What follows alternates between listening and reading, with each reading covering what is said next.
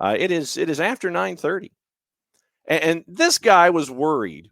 I mean, I love the fact that he's letting you know what's going on. He's this segment on Fridays, the Friday Free Kick, it's always either catching up with Michael Parkhurst or Greg Garza. We had Cap last week, so this week we have Greg. Greg's in the bullpen, so he can hear every single word that I'm saying. But Greg was like, I'm going to be running late. A whole 2 minutes. He's a whole 2 minutes late. So we'll bring Greg in. Oh, brother, good to see you. You too. How's everything going, man? Oh, that's fantastic. So since it's been a while since you have been here, I will go ahead and ask you, sir, how was your holiday? It was great. Happy New Year. Merry Christmas. How about you, bud? As you see, the environment is a little different. I do see that. Than normal. The way that the week has fallen, this is technically today. Today is my anniversary. It is my wedding anniversary. Congratulations. How many years? It is 11.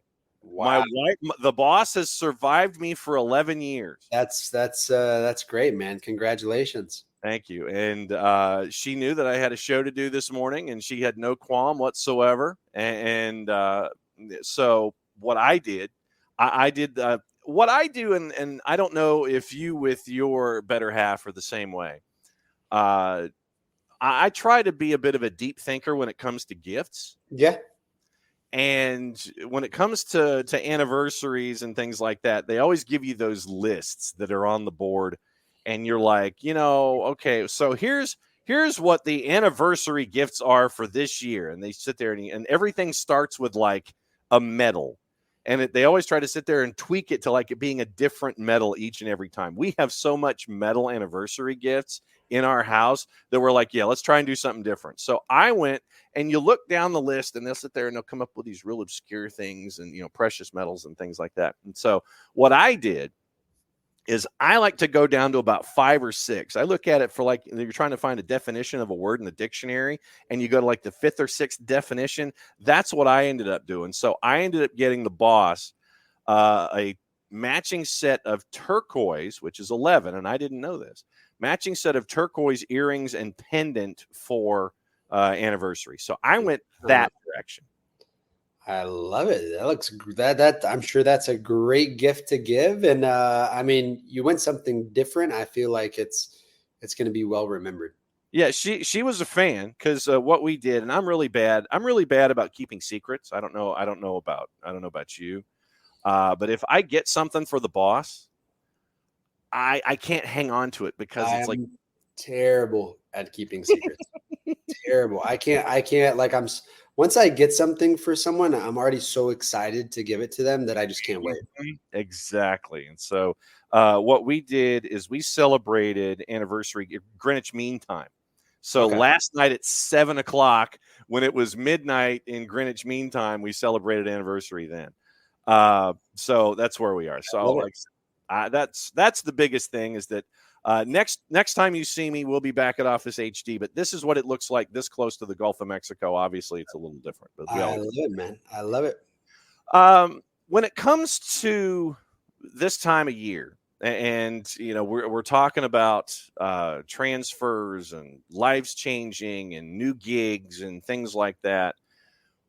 There's always that time that we have in the holidays when you talk to your mentees about going into a new year and new goals and things like that. And I want to get into setting expectations in just a sec. But how many conversations or how deep are the conversations that you have with mentees when it comes to making sure that they take time for themselves and that they're not grinding 14 months out of the year, that it's okay to kind of pull it back a little bit? Massively. The last thing I wanted to see in front of my face, and I'm sure Mike can tell you the exact same thing, after every single season was a soccer ball for like the first 10 days. I wanted to get away and enjoy time with family and enjoy time with the kids and do things that throughout the season you're not able to do.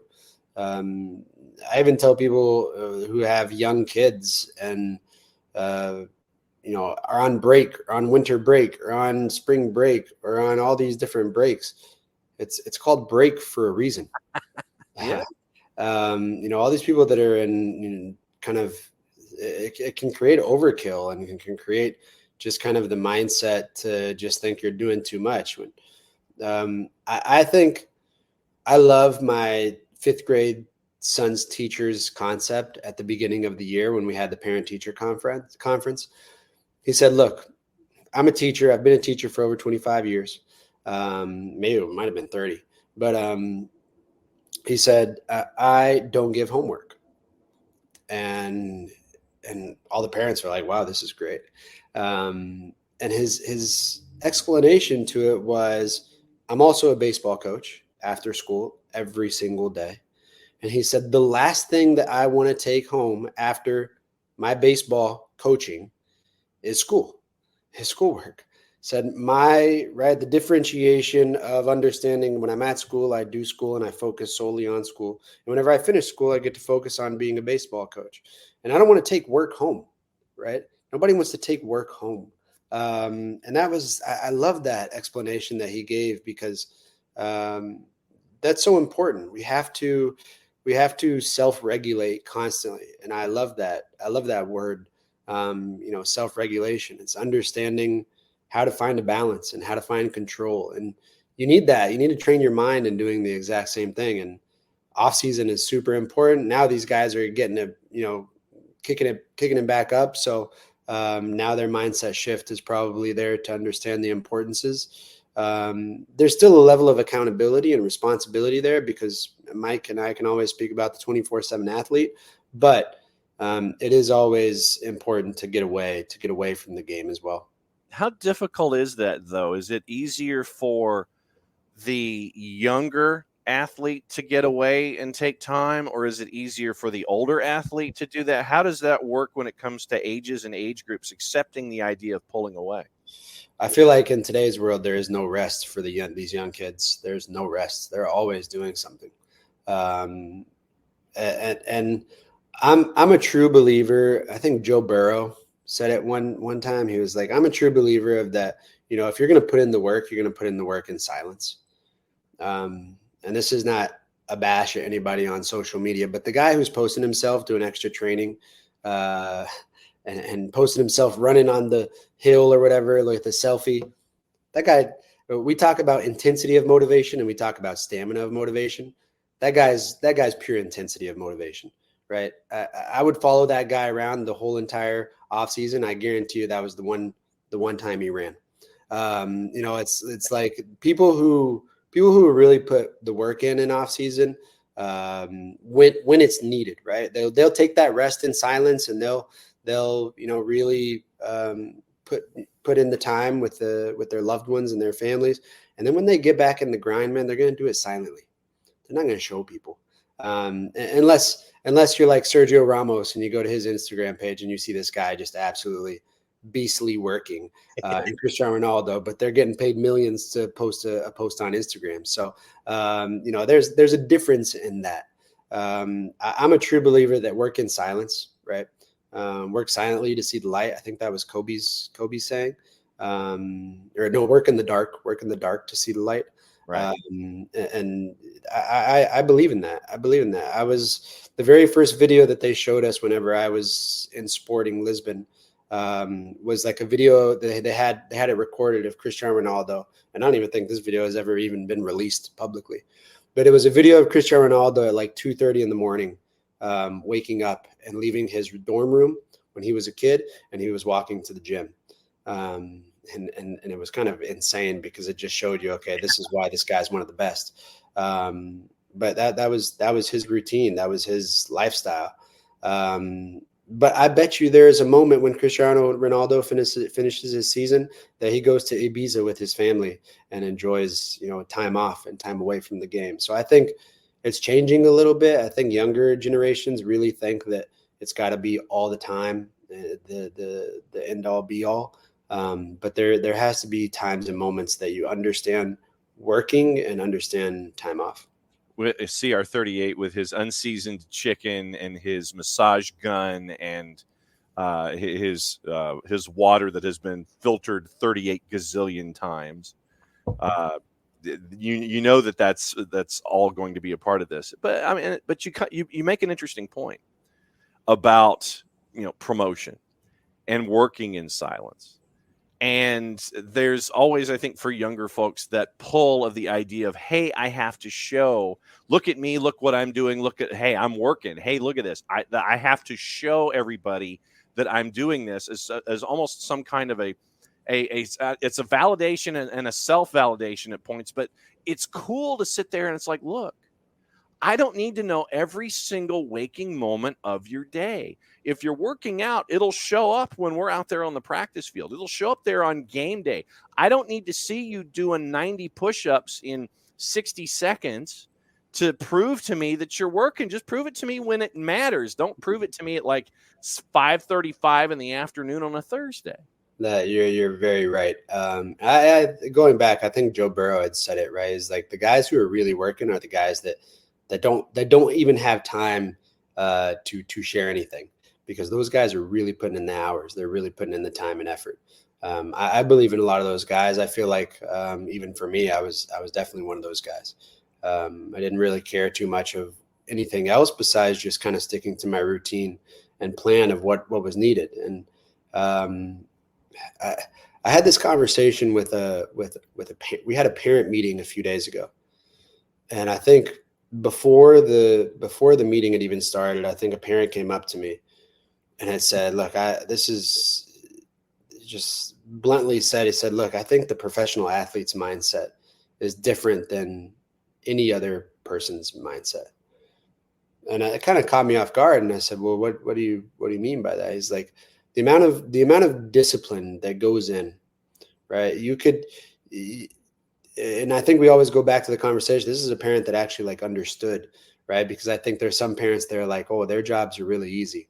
You do this for half the day and then you're finished. But I think that was a level of respect where that parent came in and said, look, I know what you guys go through. I know the stress that you put on your body, and I know the timed mannerisms that you guys live in throughout your day to make sure that you're competing at your best. And you can't take 1 minute off, right? It's like you can't take one training off. You can't have the average mindset of thinking, okay, well, I can focus on this tomorrow, or I can put more time in it tomorrow. You have to always put 1,000% in everything that you do.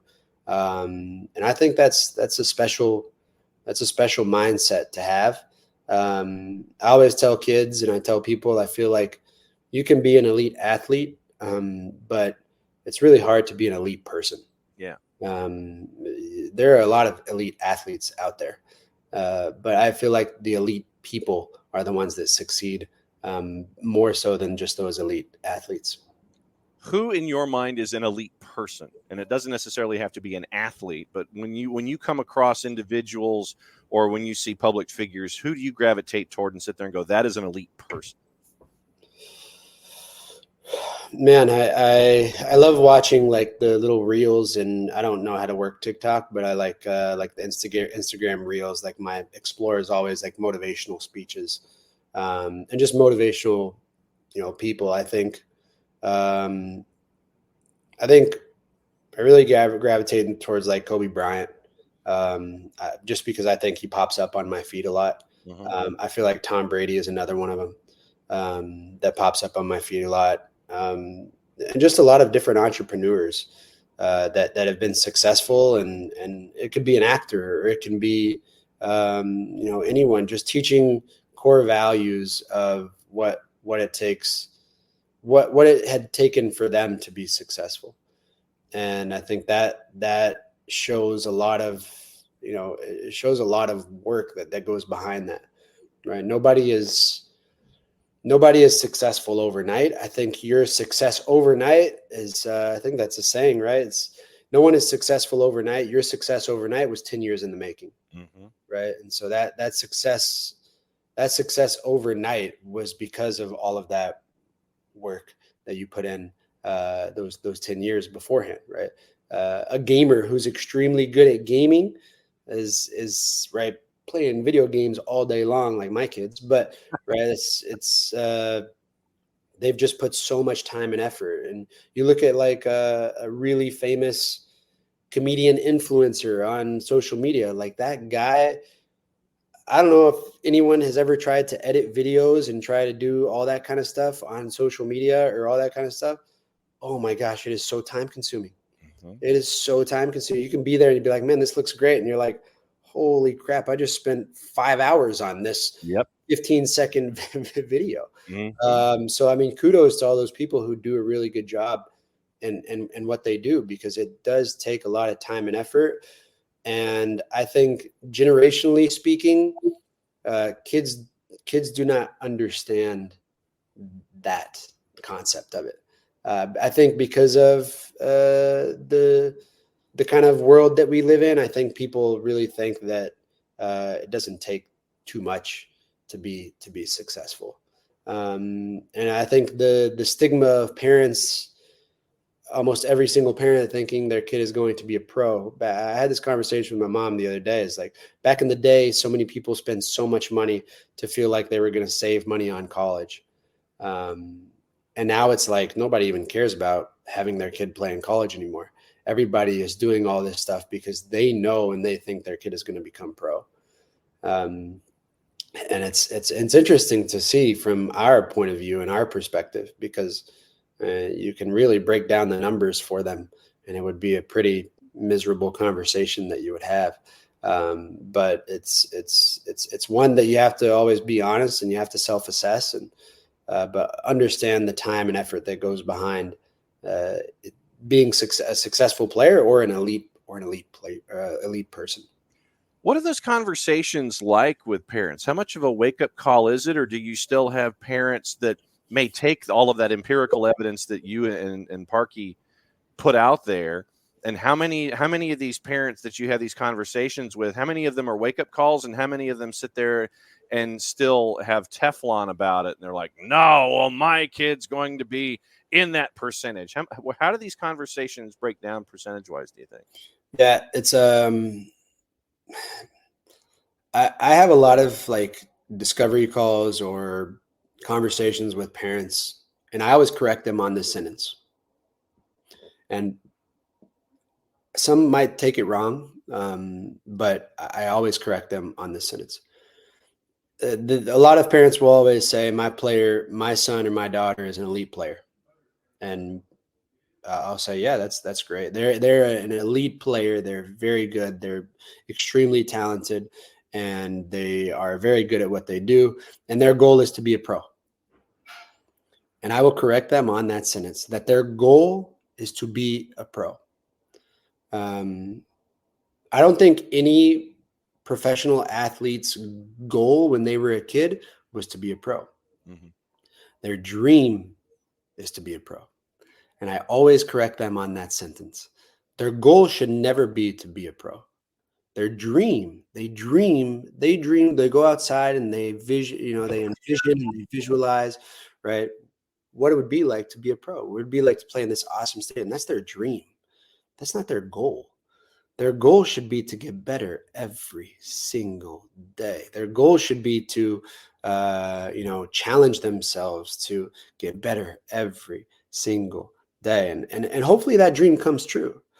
But you shouldn't. I don't think you should create. I think goals and dreams are much different. You know, goals have to be attainable, right? You have to be something that you can reach for and you can grab onto and you can't let go. And I think it's a it's a it's a bad stigma of saying, hey, their goal is to be a pro. No, that's their dream, and you have to understand that difference. And this kid might be 13 years old, and that's a very big goal you have to set. And that's the pressure. That's the extra pressure that you're also putting, because you're telling me that their goal is to be a pro. And no, that's, once again, I always say that's their dream. Their dream is to be a pro. Their goal should be so much different than that. Greg Garza and the Freddie Free Kick, our friends at Beyond Goals Mentoring, hanging out with us as they always do. So now that we've turned a calendar year, and we're now into this next year of whatever these young athletes are chasing and the parents are hanging out with them. There's always expectations. You have the empirical evidence of the year before. I was able on the field to do this. It was X number of goals, X number of assists. I played in this number of games. When it comes to taking your empirical evidence of the year before and trying to set expectations in the year that you're in now, how do you manage these conversations with mentees? Because I imagine they're going to want to sit there and say, as to the difference between goals and dreams, once again, my goal is to win. My dream is to win, 11 gazillion championships. My dream is to score, or my goal is to score 50 goals in all competitions. When it comes to setting expectations and reasonable improvement year to year, what are those conversations like? Yeah, for sure. I mean, you can go back to those words, right? The dream and goal. Mm-hmm. Given what I said, right? I still want kids to dream extremely big. Yeah. Dream big. Set high expectations, set high goals, set high standards. I play around a lot with like just wordage and wording of things. I just posted a video not too long ago, I think on Instagram of speaking about goals and challenges. And we can use those three words, right? Dreams, goals, and challenges. Dreams are one thing, goals are another, and challenges are another. And I don't know if you and I have talked about this before, maybe last year, but the average adult, all right, and there's this scientific, right? Not scientific, but this statistic speaking thing that this guy did, and he followed hundreds of people around, and he followed people who had created their New Year's resolution, hundreds of people. Let's see, John, if you can figure out, what do you think the average adult, the average Joe Schmo, New Year's resolution was? Oh, wow. Men or women, doesn't matter. Okay, so average New Year's resolution is probably to lose weight. You got it. Okay. You got it. How many percentage do you think are successful in doing that? See, but that's a trick question. You say successful. What defines success should be different to each individual, because success for one person might be sitting there saying, I need to lose 5 or 10. Very true. Someone else, when it comes to success, sits there and it's like, I've really got to change my body type. I've got to go completely and totally from mesomorph to endomorph or ectomorph. It's got to be, 25, 30, 50. You see the folks who are on TV, they sit there and it's like, I lost 57 pounds, right? Because it wasn't a life choice. It was mandatory for their own survival so they could be a part of things. For sure. I would think that success is definable differently to each individual. Oh, most definitely. Okay, we can, even though you explained it that way, but what do you think the success rate was for each of the, and everybody's goal, everybody's New Year's resolution of losing weight can be different. Right. It can be getting fit. It can be getting ripped. It can be, someone who needs to lose over 50 pounds, right? What do you think the percentage rate of that is? Now, and that's another thing. How many people are being honest in this? See, you're talking to a poli-sci major here now. Yeah. So, as a political science major, I have to analyze each of these things. My mother was also an English major, so I have to analyze these things as you're saying it. I'll say just to put the number out there, 25%. Yeah, it's going to be much less than that. Okay, is it 5 to 10? Yes, sir. It is 5 to 10. Okay. And with that said, this guy then was like, okay, what is happening? What is happening with these people? Right? It's like, I could tell you, last year I had a kid that come and train with me. I think we spoke about it, right? It's this kid came and trained with me 5:30 in the morning every morning to my condo gym. And it was his goal that last year to get fit for high school season. And this kid lived up to his expectations. He lived up to his goal. And until high school season, we worked our butts off, man. And January 1st, I remember walking into the gym here at our condo, and it was absolutely packed. Of course it was. By mid-January, we were the only two people in there. Mm-hmm. And so this guy did this statistical training, right? He then followed the small percentage. And the small percentage was successful because these people had created challenges for themselves. They had created challenges for themselves to ultimately get to their ultimate goal. But challenge is different than a goal. A challenge is that something that you face. A goal is something that you reach for. A challenge is something that you face.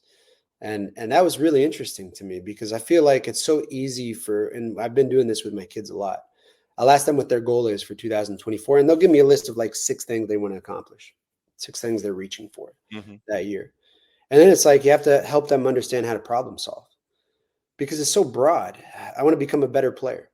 Well, I want to, have a better shot. Yeah, it's like, but you have to.